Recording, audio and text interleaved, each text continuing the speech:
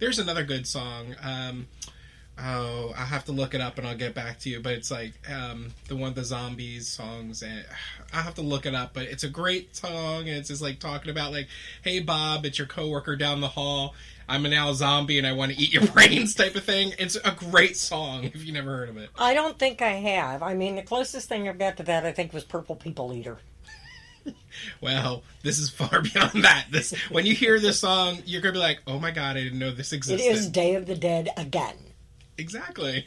Speaking of which, Halloween is Friday and Saturday. It's the weekend.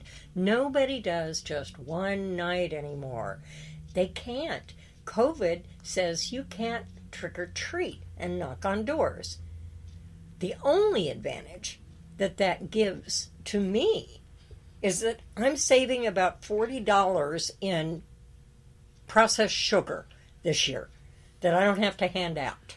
Yeah, but that's more processed sugar that you're eating, like the Kit Kats that I gave you. No, we got smart. Instead of buying candy we were going to give out, we bought candy we liked, and we're going to knock on each other's bedroom doors and go, trick or treat! So wait, does that mean that you and your roommates are going to dress up in like different outfits and just go and knock on each other's doors and say that? Well, we might. That'd be great to see a different costume every time you go in there. Hi, I'm a cowboy. Next one. Hey, I'm a vampire. Yeah, but you see, we've got Wacko in a Box, Man in a Can, and we've got Mother Superior, and then, of course, there's me and Emmanuel. Okay. Well, we are affectionately known as the Golden Girls. Oh, who's Blanche? That would be Emmanuel. Okay. She's the prettiest. So then who is Dorothy? Well, that would be me. Then who's Sophia? That would be Amy. I like that because she was always the great one. I love Sophia. Well, she does come up with some pretty good tricks. Oh, I'm sure she does. So, oh, bless you. But anyway, don't worry, she covered her nose. We're all good and COVID-free. I'm so sick of my allergies, dear God, it's not COVID. Yeah, that's what she said. Later on, I'm going to get tested. Go get my thermometer, will ya? Probably not, thank you. But anyway. It's not rectal. You can see where we're going with this show. So, we're going to move on now. So You're no fun.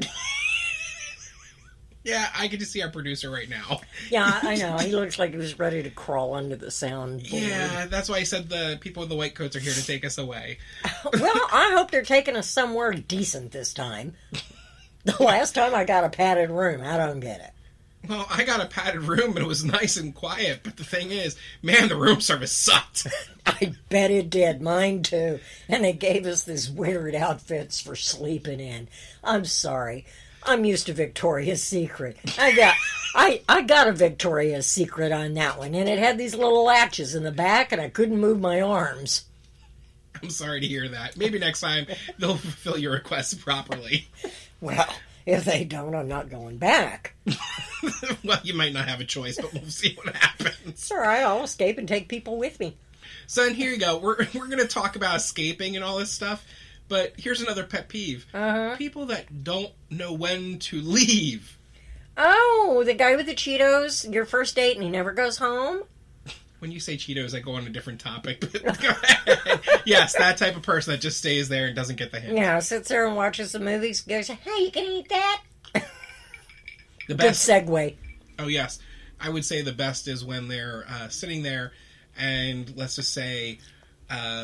the end of the day comes and it's time to part ways, and that person's still there saying, so, you want to hang around, or you want to, do I have to go, or something? And they kind of come up with all these excuses. You're like, the movie's over. We have nothing more to do.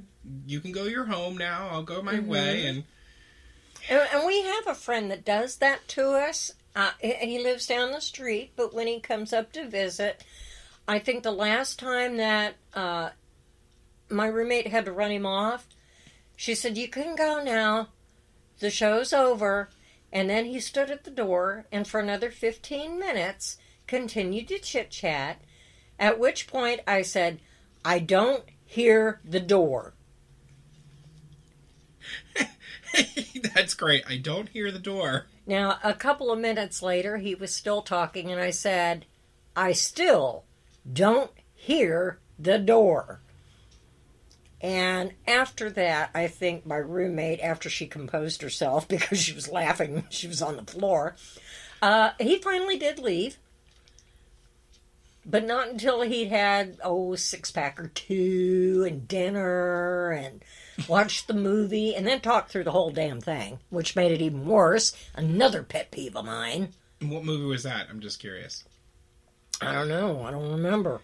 He kept talking all the way through it. I was hoping that you would have got some kind of plot line or something from it. I did. Never let him back in again when there's a movie on. That's a great plot ever. It's my best one. Oh, God. So, did you have any pet peeves on your side before I go to our next one on the list? Well, yeah, I want to go back to talking politics again. Go for it. I have had all the fun I can possibly stand. I went and did my early voting. I did my civic duty. When I go in the door, they ask you for picture ID to make sure that you are who you say you are. And then they give you an ink pen. And they tell you you have to sign this little thing like you do when you go to the grocery store. Only, he said, I need you to sign here, but I want you to use this end of the pen, pointing to the stylus end, as if I would not get this. And I thought, okay, if I'm smart enough to walk in this door and vote, I think I'm smart enough to know which end of the utensil to use in order to sign my name. And to make it worse, they physically usher you to a metal chair and a triangular box, hand you 2 pieces of paper, and you have to fill that out with somebody over your shoulder. And it's like, why did this happen? Well, wait, first off, let's back up here. There was someone over your shoulder while voting. I thought that wasn't allowed. I thought there had to be some kind of... Either. Oh, no, the barrier wasn't much bigger than your laptop. Okay, so that's not... I don't think that's right.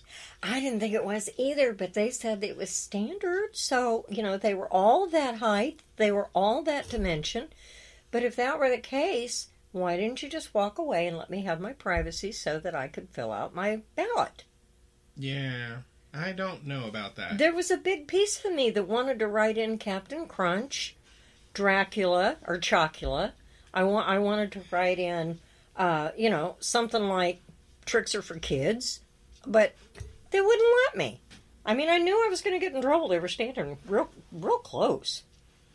And was their back to you when you were voting, or were they actually looking at you as you were voting? A little combination of both. Okay. Little combination of both. I guess they didn't want to be too obvious. Yeah, I probably would have had some fun with that. I've been like, hey, our president that's running right now, Count Dracula, he's going to be really good, isn't he? He's going to suck the life out of everyone. And they would have been like, wait, what? And I've been like, yeah, right? Don't you see that's what I'm voting right now? Yeah. Uh-huh. Yeah, I could see that happening. No way. But I got it done. And they were so nice, they gave me a little sticker when I was all finished. I felt like I was a pediatric patient. Here's a sucker. Thank you for voting. And here's a sticker that says I voted. And I would have looked and said, is it a scratch and sniff? Does it smell like shit when you rub it? Just like politics. No, but it's just I can't even go there. If I do, it's just we're gonna get canned. I just can't even go there. No, that's why we try to avoid major topics on these things. But between the phone blow up with all the spam, the email blow up with all that spam, then I go to the mailbox expecting to find receipt checks or things that I've purchased. Mail that is normal to a human being. But no, there's no mail. There's only these 8x11 sheets of paper, and they're so shiny, they're so beautifully colored, printed on both sides, advertising one or another person who is running for office, which is totally unnecessary. They're on the ballot, they're on TV, they're everywhere. So why do you need to kill another tree and send me what goes from the mailbox to the shredder? Why are you shredding it? It should be going to recycle. Come on, gotta recycle this stuff. That's why. That is where it goes. They recycle all that. They shred it. Well, then it's fine. It's recycled. I'm contributing. Yeah, it's just being recycled back into a container of orange juice that someone's going to see down the road saying, "Oh, I have voted." Yeah, a sticker will be on the other side of the bottle. Either that or you're going to see like something on there where it says, "Have you seen me?" or "Lost child." It's going to be a picture of the politician on there. Have you seen this politician? I don't know. I think that's what happened to somebody else. I think his last name was Hoffa. Yeah, I don't know, but this is a great segue to this. Yeah. I was channel changing earlier this morning, and I came across A&E, and they had a thing on mobsters. So I was watching it, and they were talking about the Philadelphia mob and Scarfo and all this other stuff. And I'm originally from the Philadelphia area, so I know some of the things because you would see it on the news. Right. But I didn't know all of it. But they were talking about how this mobster worked with the mayor of Atlantic City or New Jersey at the time, and the mayor said, "Hey, if you help me get elected, you'll have the whole rights to do this in Atlantic City," and all this other stuff. So they're like, "Okay," so he became mayor.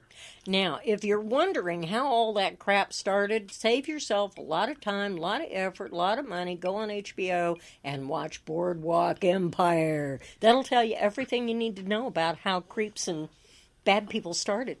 Yeah, but you know what? Here is an interesting thing. Like I said, grass is greener on the other side, so always look at two sides of the coin, okay? You think about, with all the violence that we see today in the world, gang violence and all this other stuff that happened throughout the years, before gangs were ever formed, there was the mafia. And the mafia always controlled everything, even in Las Vegas. They were very big in Las Vegas. And Vegas had no crime. None when they were in control. But the moment they were exorcised out and pushed out, all crime went up. So it kind of makes you think that they had a thumb on there saying, no crime unless you're going to do this. And well, the next thing, boom. You know, it's pretty easy to control things with an AK-47 or a Tommy gun. I'm definitely not going to do anything wrong if I know there's a gun pointed at my head. So I think there was something to that. Yeah. Capital punishment makes a difference. If you know your life is going to end if you do a specific crime, it would seem to me that common sense would tell you, maybe not a good idea for me to do that. Exactly. It makes you think, like, I read this years ago in a book, but Ancient Babylon, when you used to steal like an apple or like something off the street or something, what did they do? They lobbed off your arm. And guess what? You learned not to steal anymore. So it was capital punishment. Yeah, unless your toes were really, really good. Yeah, well, it makes you think. And then it makes you think about like the whole security and officer system or and the how does that jail fit system. into pet peeves? Well, I'm just talking about pet peeves. We're going to pet peeves everywhere. But anyway, so go ahead. You were talking about politicians, and we went segued into mobsters from this. Well, that's okay, because most of them were bought and paid for by the mobsters. Yeah. Hoffa was one that said no. And we all know what happened to him. Well, we really don't, because we really never figured out his body. I still think he's a part of some highway out there. Could be. In the show I watched earlier today, they said that they dumped the body on the side of a New Jersey highway, so who knows? Can't hardly believe that. I think it would have been found. Half a dozen or the other. Well, it depends on how many pieces they, threw out the window.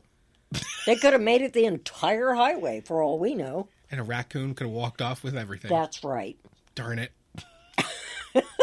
The little forest bandit took our evidence.